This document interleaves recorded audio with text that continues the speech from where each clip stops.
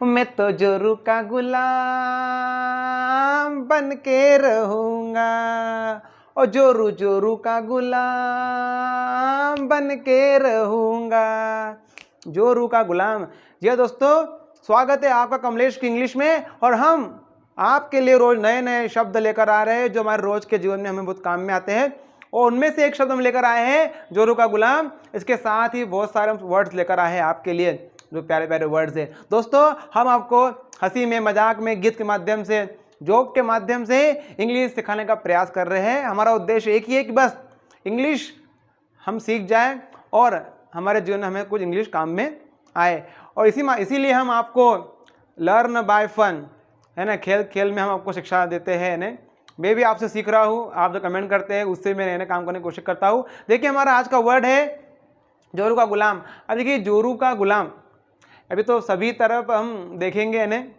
अब शादी हो जाती है आदमी की, है ना, तो जो वो पति बन जाता है बेचारा, लड़का पति बन जाता है। अब वो फंस जाता है, माँ और इधर बीवी, एक तरफ माँ रहती है, एक तरफ बीवी रहती है। अब माँ की सुनता है तो पत्नी को लगता है कि ये तो साड़ी कैर नहीं करदा और टाइम इस पैर नहीं करदा।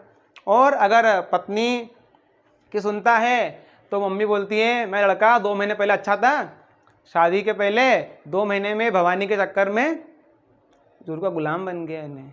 मम्मी को पूछता ही नहीं है ना, बस जोरू जोरू, है ना, तूने खाना खाया, तूने पानी पिया, झाड़ू मारता है, बर्तन मांजता है। बताइए, अब पति अगर माँ की सुने तो पत्नी नाराज, पत्नी की सुने तो जोरू का गुलाम। तो बेचारा पति करे तो करे क्या, माँ की सुने कि बीवी की सुने। और जब वो बीवी की सुनता है, बीवी की मदद करता है, उसके काम में हाथ बटाता है, तो उसे जोरू का गुलाम ये तमगा दे दिया जाता है। ठीक है, जो कि अच्छी बात नहीं है। सभी पति जो अपनी पत्नी मदद करते तो उनको भी लोग क्या कह देते हैं, जोरू का गुलाम कह देते हैं। ठीक है दोस्तों, पतियों की 2 प्रजाति पाई जाती है संसार में। पतियों की 2 प्रजाति पाई जाती है। एक प्रजाति है जोरू का गुलाम और दूसरी है जोरू का बादशाह। अब जोरू का बादशाह जो है, ये प्रजाति जो है अब संसार भर में लुप्त सी हो गई है। इक्का दुक्का कोई होगा तो होगा। और जोरू का गुलाम ये प्रजाति तो बहुत आयत में पाई जाती है, सभी तरफ गली मोहल्ले हमारे आसपास घर में सब तरफ आपको जोरू गुलाम प्रजाति मिल जाएगी। तो जोरू गुलाम को अंग्रेजी में क्या कहते हैं दोस्तों, ये हम देख लेते हैं। और आप पूछेंगे सर कि आप जोरू के गुलाम है कि जोरू के बादशाह, तो अब इसमें मैं क्या कहूँ, आप खुद समझ जाइए। अजी सुनते हो, ये बर्तन कब से पड़े हैं, वीडियो बनाए जा रहे हैं, बर्तन कौन मसेगा। आप ये जोरू के गुलाम का इंग्लिश देखिए, तब तक मैं जरा बर्तन मांज के आता हूँ। ठीक है दोस्तों, जोरू के गुलाम को कहते हैं हैंडपैक्ड। क्या कहते हैं दोस्तों, हैंडपैक्ड। अब ये शब्द देखिए, ये बना हुआ है हैंड और पैक्ड से। अब देखिए, ये हैंड यानी मुर्गी होता है, और पैक, पैक का अर्थ होता है चुगना। जो मुर्गी पक्षी दाना चुगते हैं, है ना, चोंच मारते हैं बार बार दानों पर, तो जैसे फिर पत्नियां भी पति को बार बार बोल बोल के काम का बोलते हैं, फिर पति को काम करने लग जाता है, बेचारा क्या बन जाता है, जोरू का गुलाम बन जाता है, हैंड पैक्ड। एक एग्जाम्पल देखिए, my uncle is hand packed, यानी मेरे काका जो है ना, शादी में उनके बिल्कुल हैंड पैक्ड है, यानी जोरू के गुलाम हैं। Don't mind my dear brother, भैया बुरा मत मानना, and you have become henpecked, लेकिन आप है ना हैंड पैक्ड बन गए, यानी जोरू के गुलाम बन गए हैं। भाभी के सुनते रहते आप। ठीक है, ये हो गया हमारा जोरू का गुलाम। पति को तो वैसे भी हालत खराब है देश में, है ना। ठीक है दोस्तों, सॉरी साथी, जरा लेट हो गया, मैं ओके बर्तन मांजने बुलाया था और साथ में कपड़े धुलवा लिए। कौन सी बात हुई है ना, तो छोड़ो, जाने दो, तो रोज का ही है। अगला शब्द हम देखते हैं, भक्तों की इस भीड़ में ऐसे बगला भगत भी मिलते हैं, भेष बदल करके भक्तों का जो भगवान को छलते हैं। बगला भगत, बगला भगत यानी पाखंडी। ठीक है, हम देखते हैं कि कुछ लोग होते हैं कि जो है ना खुद बहुत अच्छा होने का, है ना, आडंबर करते हैं, पूजा पाठ करने का आडंबर करते हैं, दिखावा करते हैं। हालांकि उनके मन में भगवान के प्रति कुछ प्यार नहीं होता, पर लोगों को दिखाने के लिए कि हम बहुत पूजा पाठ करते हैं, भगवान को मानते हैं, हम बहुत प्रामाणिक है। इन्हें बहुत से नेता लोग भी तो अच्छी अच्छी बड़ी बातें करते हैं, लेकिन सिर्फ पाखंड करते, करना वरना कुछ नहीं रहता है इन्हें, है ऐसे बहुत सारे लोग होते हैं इन्हें, तो उनको कहते हैं पाखंडी। क्या कहते हैं? पाखंडी या बगला भगत। ये जो गाना है गणेश जी का हमने देखा उसमें ने कि भगवान को मतलब वो लोग छलते हैं इन्हें और लोगों को दिखाते हैं कि हम बहुत धर्म का काम करने वाले लोग हैं, हम बहुत पूजा पाठ करने वाले लोग हैं, तो ऐसा वो पाखंड करते हैं इन्हें, तो लोगों को दिखाने के लिए। तो भगवान को अगर आपको पूजना है दोस्तों, तो आप ऐसा पाखंड करके लोगों को दिखाने के लिए अगर ऐसा करेंगे तो भगवान भी सब देखता है इन्हें, ठीक है। तो ये पाखंडी शब्द है ना, उसको हम देख लेते हैं। इसको बगला भगत भी कहते हैं, इसका इंग्लिश हम जानते हैं दोस्तों। अब ये शब्द है पाखंडी, इसको कहते हैं बगुला भगत। क्या कहते हैं दोस्तों? बगुला भगत। हिपोक्रिट, क्या कहते हैं? हिपोक्रिट, हिपोक्रिट, ये शब्दों को हम पढ़ते हैं हिपोक्रिट। और बगुला भगत कहते हैं जिनको जो दिखावा करते हैं, पाखंड करते हैं, पाखंडी हो गए। और ही इज़ अ हिपोक्रिट, वह एक पाखंडी है। ही इज़ अ हिपोक्रिट, वह एक पाखंडी है। You pretend to be good but you are a hypocrite, तुम अच्छा बनने का नाटक करते हो, ढोंग करते हो, लेकिन तुम हो एक पाखंडी, है ना। नेता लोग भी बहुत कुछ बोलते हैं, है ना, हिपोक्रिट होते हैं, पाखंड करते हैं। बहुत सारे लोग जो होता है हिपोक्रिट होते हैं, पाखंडी होते हैं, बगुला भगत। ये एक एग्जाम्पल देखिए, ये देखा हमने। और एक वर्ड इससे बनता है हिपोक्रेसी। क्या बनता है? हिपोक्रेसी। अब हिपोक्रेसी का अर्थ होता है पाखंड। क्या दोस्तों? पाखंड या बगुला भक्ति, ठीक है। पाखंडी यानी हिपोक्रिट और हिपोक्रेसी यानी हो गया पाखंड, ठीक है साथियों। कुछ लोग ऐसे होते हैं कि जिनको हम अंधविश्वासी कहते हैं इन्हें, है ना, जो अंधविश्वास में विश्वास रखते हैं इन्हें, वो तो अंधविश्वास है ना, उसमें भी यकीन करते हैं। जैसे कि वो लोग बलि देते हैं, है ना, नर बलि देते हैं कि नर बलि देने से माता प्रसन्न हो जाएगी, तो ये अंधविश्वास है दोस्तों, है ना। कोई माँ कहीं चाहेगी कि मेरे बेटे की गर्दन मेरे सामने काट दी जाए तो मैं बहुत खुश हो जाऊँगी कि काटो काटो, बढ़िया बढ़िया, मैं प्रसन्न हो जाओगी, काटो काटो मेरे बेटे का। अरे नहीं, अरे एक खरोच लग जाती है उसमें हमारी माँ जो है वो दिल से रो पड़ती है। और लोग जो है वो पशुओं की बलि देते हैं कि भगवान प्रसन्न करने के लिए। ये जो है ये अंधविश्वास है। बहुत सारे लोग जो तो सड़क से जाते रहते साथियों, और बिल्ली रास्ता काट लेती है तो रुक जाते हैं, रुको रुको रुको रुको, फिर 2-3 लोग निकलते हैं, उसके बाद में वो जाते हैं इन्हें। बिल्ली ने रास्ता काट लिया तो हमें मानते हैं कि बिल्ली ने रास्ता काट लिया, कि हम जाएंगे तो फिर कुछ अनहोनी हो जाएगी इन्हें। कुछ लोग कांच के टूटने को जो है ना अपशगुन मानते हैं इसे। तो बहुत सारी चीज़ें हैं जिसको हम अंधविश्वास कहते हैं इन्हें हिंदी में, और ऐसा करने वाले लोगों को हम कहते हैं अंधविश्वासी। तो अंधविश्वास और अंधविश्वासी इन दोनों का अंग्रेजी दोस्तों हम देख लेते हैं। अंधविश्वास को कहते हैं इंग्लिश में सुपरस्टिशन। क्या कहते हैं? सुपरस्टिशन। अब ये सुपरस्टिशन दोस्तों ये नाउन है यानी संज्ञा है, और इससे वर्ड बनता है अंधविश्वासी, इसको सुपरस्टिशस।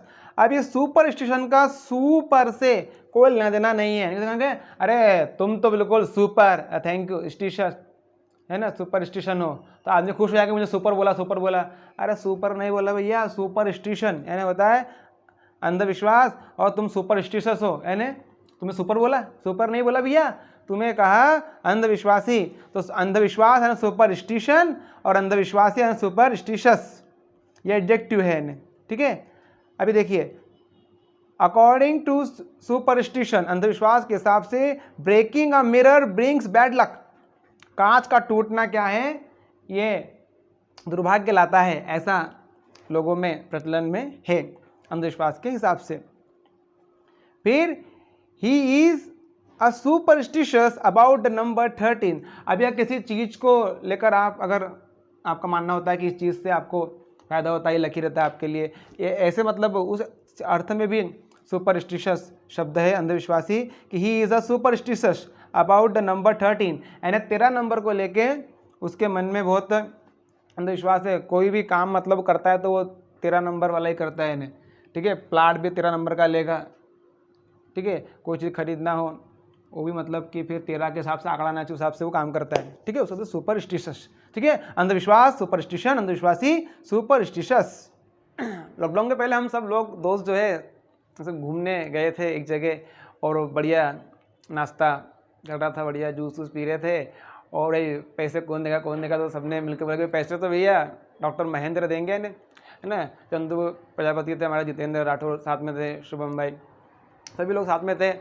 तो फिर अब सब लोग खा रहे पी रहे मज़ा कर रहे, और पैसे डॉक्टर महेंद्र देंगे। तो डॉक्टर महेंद्र बोले कि ये कौन सी बात हुई यार, हर बार तुम हमको बनाता बलि का बकरा है ने, ये कौन सी बात है। मैंने कहा वाह, बलि का बकरा, अब बलि के बकरे को अंग्रेजी में क्या कहेंगे, है ना। अब बलि का बकरा जो शब्द है ने, एक तो बलि का बकरा होता है कि जो सामने बलि देते हैं ने, है ना, वो बलि का बकरा हुआ। और बलि का बकरा बनाते हैं मतलब कि सामने वाले पर हम जो है वो किसी बात का आक्षेप ठोक देते हैं, या फिर किसी बात के लिए उसको जिम्मेदार ठहरा देते हैं ने, घूम फिर के बात सामने ले पा जाती है ने, उस पर लेकर आते हैं, गलती बॉस ने की, है ना, और सजा जो है उसके एम्प्लॉय को दे देते हैं ने, उसको बलि का बकरा बनाते हैं ने। क्या बोलते हैं उसको, बलि का बकरा, कि जो गलती आपने नहीं की है ना, फिर भी घूम फिर के आप पर लेकर आते हैं ने, उसको बोलते हैं बलि का बकरा। तो इसको अंग्रेजी में क्या कहेंगे देख लेते हैं हम। अब देखिए शब्द हमारे पास में बलि का बकरा हमने देखा, जो कहता है स्कैप गॉट। क्या कहते हैं दोस्तों, स्कैप गॉट कहते हैं, या फाल गाय, दोनों ही शब्द अंग्रेजी में है। स्कैप गॉट यानी बलि का बकरा, या फिर फाल गाय, कहते हैं ना कि सामने वाली गलती नहीं है फिर भी घूम फिर के बात उस पर आ जाती है, उसको कहते हैं स्कैप गॉट। जैसे ऑफिस में होता है गलती बॉस करते हैं, और लेकिन वो किसके सिर पर मंडी जाती है ने, एम्प्लॉय के किसी के सिर पर मंडी जाती है, उसको कहते हैं ने, उसको क्या बनाते हैं, बलि का बकरा बना देते हैं।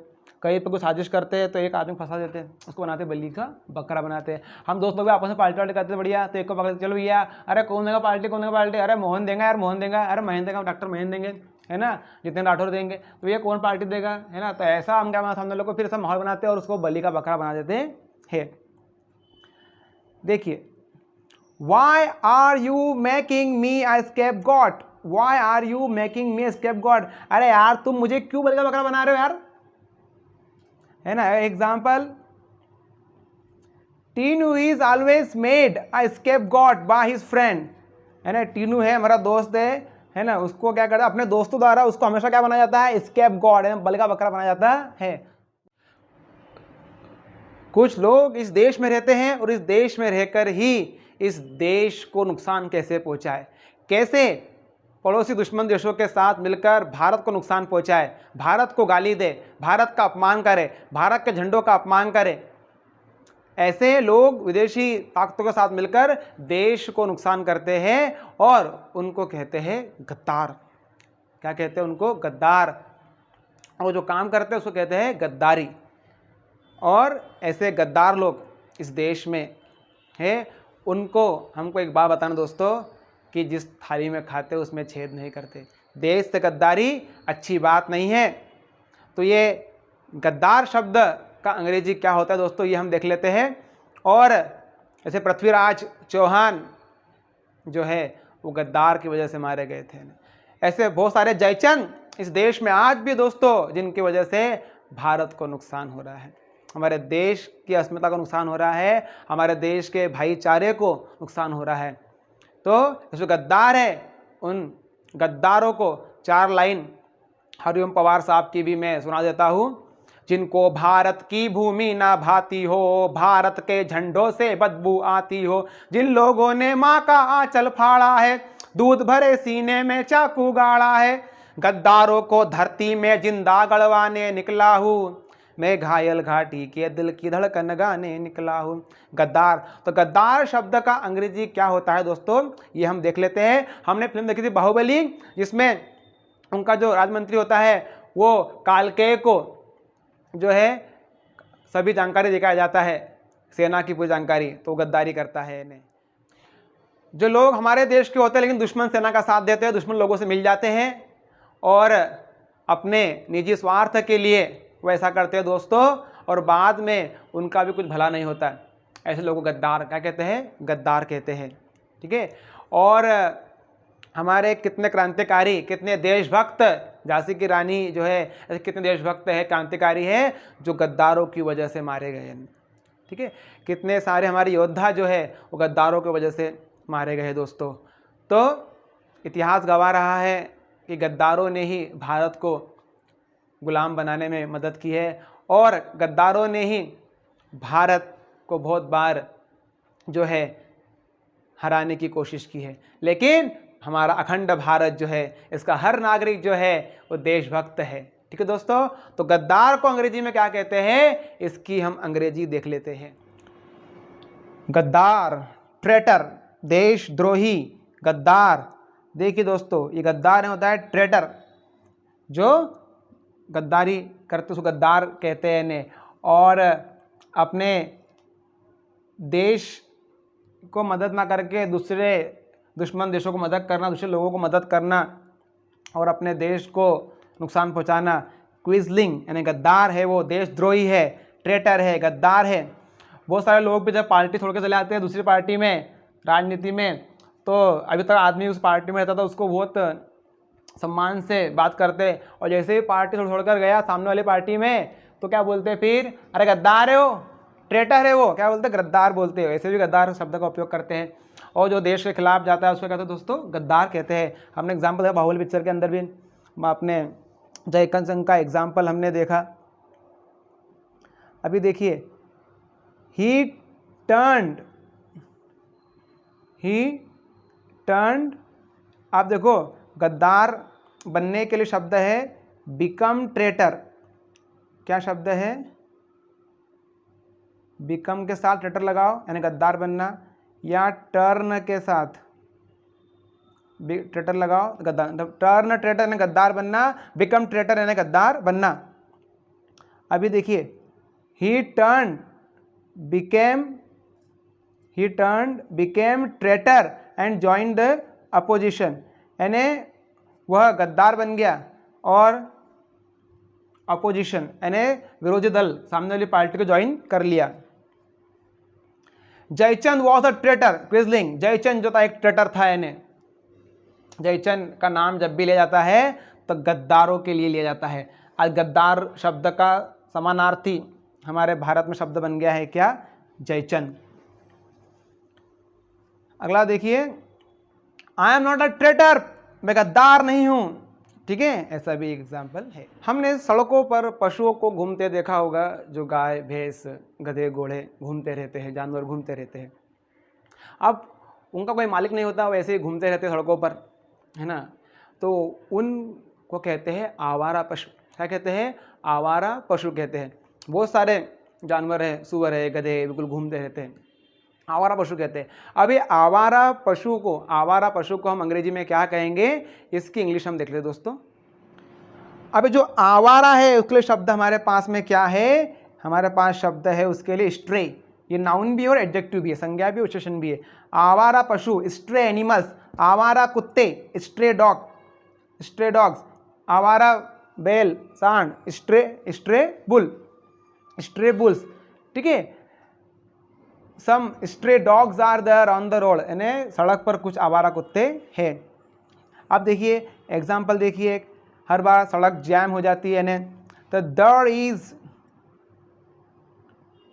Is a traffic jam on the highway because of some stray animals. कुछ आवारा पशुओं की वजह से सड़क पर, हाईवे पर क्या लग गया है, जैम लग गया है, ट्रैफिक जैम लग गया है। मैं ससुराल नहीं जाऊंगी, डोली रख दो कहारो। ससुराल का शब्द आया इसमें, ससुराल, साजन जी चले ससुराल। अब ससुराल तो बहुत प्यारी जगह होती है, बहुत ही प्यारी जगह होती है। मतलब साल 2 साल तो आपकी ऐसी प्यारी मतलब खातिरदारी होती है कि जिया जी ये खाइए, दामाद जी ये खाइए, ये पीजिए ना, यहाँ बैठिए ना, आइए यहाँ बैठिए, जीजा जी आए हैं, दामाद जी आए हैं, सभी लोग बढ़िया बिठाते हैं, खिलाते पिलाते। नहीं नहीं नहीं जी आइसक्रीम तो खाइए जिया जी, आइसक्रीम नहीं खाएंगे नहीं, है ना। बढ़िया खिलाते, मस्त खिलाते पिलाते हैं। और 4-5 साल बाद जब आप जाओ तो सब लोग अपना काम में जाओ, अंदर को पूछता भी नहीं है कौन आया, दामाद आया है, तो बोलना कि पानी ले ले अपने हाथ से और जाओ सब्जी लेके मार्केट से। ऐसे अर्थ हो जाती है 5-6 साल बाद। ससुराल को अंग्रेजी में क्या कहते हैं, देखिए, ससुराल, इन लॉज, ये नाउन है दोस्तों, ससुराल यानी इन लॉज, क्या कहते हैं, in laws. I will not go to my in laws, मैं मेरे ससुराल नहीं जाऊंगी, मतलब मैं ससुराल नहीं जाऊंगी, ठीक है। बहुत सारे जो पति लोग होते हैं वो भी गुस्सा हो जाते हैं, ससुराल जाते नहीं है, ऐसा नहीं है ना, गुस्सा नहीं करना चाहिए, गुस्सा थोड़े टाइम का, वापस में प्रेम मोहब्बत सब में रहना चाहिए। जैसे लड़की के माँ बाप है, जैसे लड़की के माँ बाप भी है ना, जो पत्नी है उसने भी सास ससुर को माता पिता जैसा, और जो पति है उसने भी सास ससुर को माता पिता जैसा समझना चाहिए, ठीक है। हाँ, वो कठिन बात है लेकिन करना चाहिए। पति तो समझता है सास ससुर को माता पिता, ठीक है, और पत्नी ने भी समझना चाहिए, जो बहू है ने बहू ने समझना चाहिए अपने माता पिता, जो अपने सास ससुर है उनको माँ बाप जैसा समझना चाहिए, तो झगड़े ख़त्म हो जाएंगे जीवन के अंदर, ठीक है साथियों। अभी देखिए एक एग्जाम्पल और देखिए,